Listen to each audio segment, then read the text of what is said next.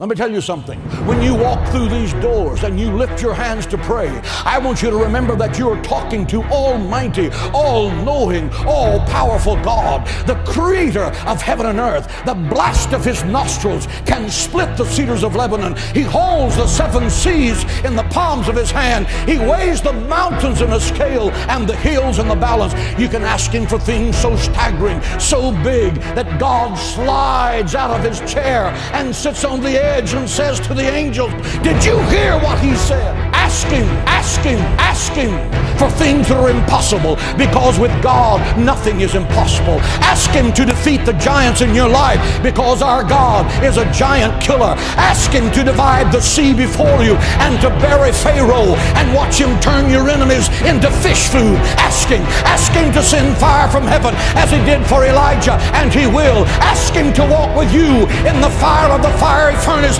and be the fourth man in the fire, and he will. He said you will walk through the fire and the fire will not burn you. You will walk through the water and the water will not drown you. Ask him. He's the God who cannot fail. He's waiting to show you great and mighty things. Ask him. Pray. God in heaven wants you to have that power.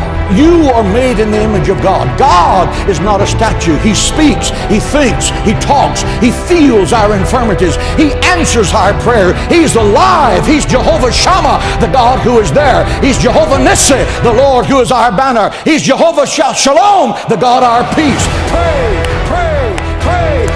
God is in heaven saying, what do you need? Do you need healing? Ask in faith, believing, and I will give it. Do you need supernatural wisdom to make a tough decision? Ask of me, and I will lead you in paths of righteousness for your name's sake. Do you need peace that surpasses understanding? Ask. For nothing is impossible to those that believe. No good thing will he withhold from those that diligently seek him. Do you need the impossible? Then open your mouth. Open your mouth in faith, believing. You're not talking to the President of the United States. You're not talking to Bill Gates. Both of them together can't control their next breath.